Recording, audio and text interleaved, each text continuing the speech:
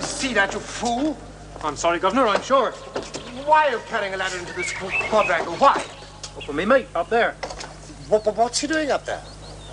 Measuring. Measuring? That's right, sir. What for? Measuring what? What? Haven't you got a civil tongue in your head? The bell frame is going to be pulled down, sir. Pulled down? Pulled down? Dean Little's orders, improvements, sir. You put that ladder down. Do you hear? Put that ladder down at once. I can't very well do that now, can I, sir? Put that ladder down. Hold on. Put the ladder down. What are you doing? You're a loony. Somebody must stop this madness. I say, what's up here? What's the matter? He's attacking me, sir. Little is interfering with the bell. Oh, come on now, old chap. There's no need to get worked up like this. Now, go about your business, you, and don't trouble Mr. Dodds in this manner again. Don't you worry. I'll steer well clear of him. Pig, are you feeling all right? I'm sorry, Doctor. I'm sorry.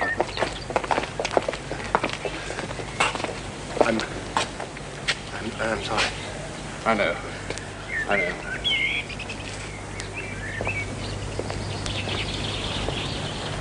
Sometimes the very buildings seem to tremble in the air. Do you know what day it is today, Duckworth? Day? No, I don't think so. Surely you remember. It's 6 years since we went up the river. You must remember. Oh, yes, of course. Yes. 6 years, eh? Dean Little is becoming intolerable. Reforms here, reforms there. Sheer vandalism. Certainly not enamored of the ancien regime, is he? Rolling out of manhole covers, stinking of sewage, climbing all over the roof, interfering with the chapel. Monstrous, Duckworth. Monstrous. It's a trifle extreme, I agree. Oh, here comes the Dean now. I should try and calm down a little. Good morning, Mr. Duckworth. What's the matter with Dodson? Good morning, Dean. I think he had a tutorial. Yes, that's it, a tutorial. I thought perhaps it was because he saw me approaching. Oh, I don't think so. Yeah? Of course, he doesn't care over much for some of the changes we've been making. No. He has been a little awkward of late, don't you think? Perhaps. We have to warn guests at high table not to say anything questionable. Dodson rounds on them in a fury. Very prudish, I'm afraid. I understand he walked out to the theatre the other night for the same reason. He believes that public entertainment should be wholesome enough for even a little girl to see. A little girl?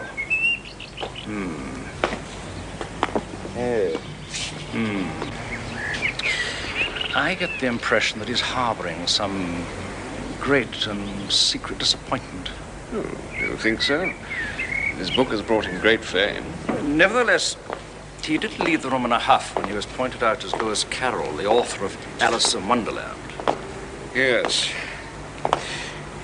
Does he see much of Alice nowadays? Oh, yes, from time to time. Of course, she's outgrown his stories, and to tell the truth, I think she considers him just a teeny bit of a bore. Oh. Well, I think that's a great pity. For all sorts of reasons. Yes, perhaps you're right. Actually, I was considering asking him to come on a picnic with my daughters and a few others. Good idea. Yes? Yes, he'd like that. They won't sting. Not you, at least. There. 7 in one blow. And now you have to kill the dragon. No, I don't. I have to do something much worse. An essay on Bishop Berkeley. Will you have another bun, Hargreaves? I know how gigantic undergraduate appetites can be. No, thank you, Mrs. Little. I've eaten more than enough. What about you, Baker? Thank you, Mom, but I'm amply satisfied, too. Mama? No, Alice.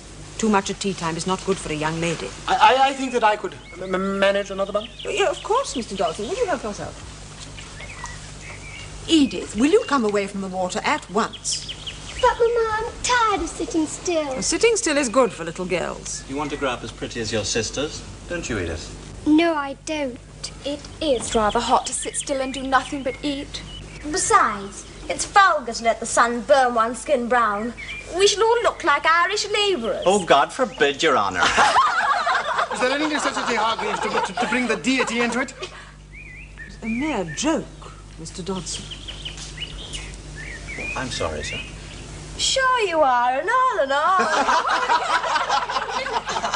That was a very poor imitation, wasn't it, Mr. Dodson? Now, why are we discussing relative performances in slovenly speech? Have we all finished eating? Yes. Good. Then we may entertain ourselves. May I paddle, Mother? No, Edith, you may not. Oh. How about a game of hide and seek? Oh. Very well. Would anyone care to sing? Or recite? Ma, mayn't we just talk? Well, we can chatter at any time. Let us not miss an opportunity to have some fun. Why don't you sing, Alice? Oh, yes, Alice. No.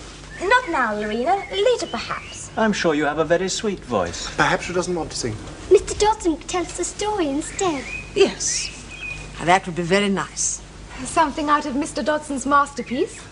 Oh, no, Lorena. We all know it off by rote. I mean, I read it all the time. I know every page. It's lovely. But would you like me to recite the Song of the Mock Turtle? Yes, please. Oh,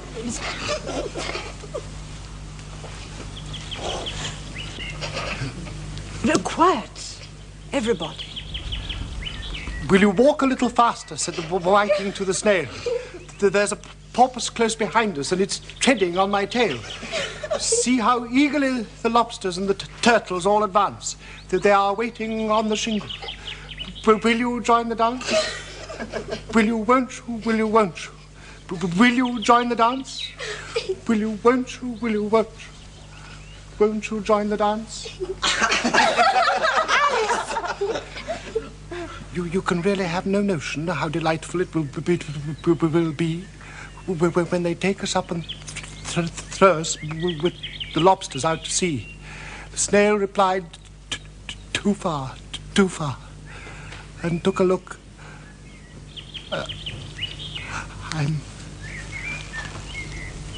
I'm so sorry.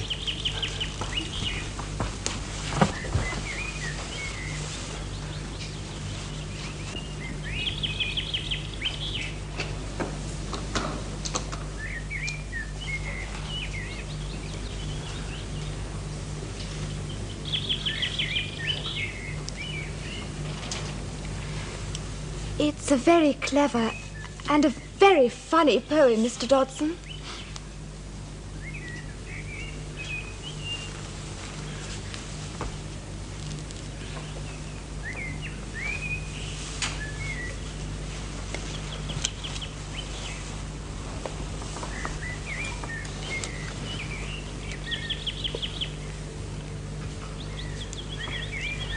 Lastly, she pictured to herself how this same little sister of hers would in the after-time be herself a grown woman, and how she would keep through all her riper years the simple and loving heart of her childhood, and how she would gather about her other little children and make their eyes bright and eager with many a strange tale, perhaps even with the dream of Wonderland of long ago, and how she would feel with all their simple sorrows and find a pleasure in all their simple joys, remembering her own child life and the happy summer days.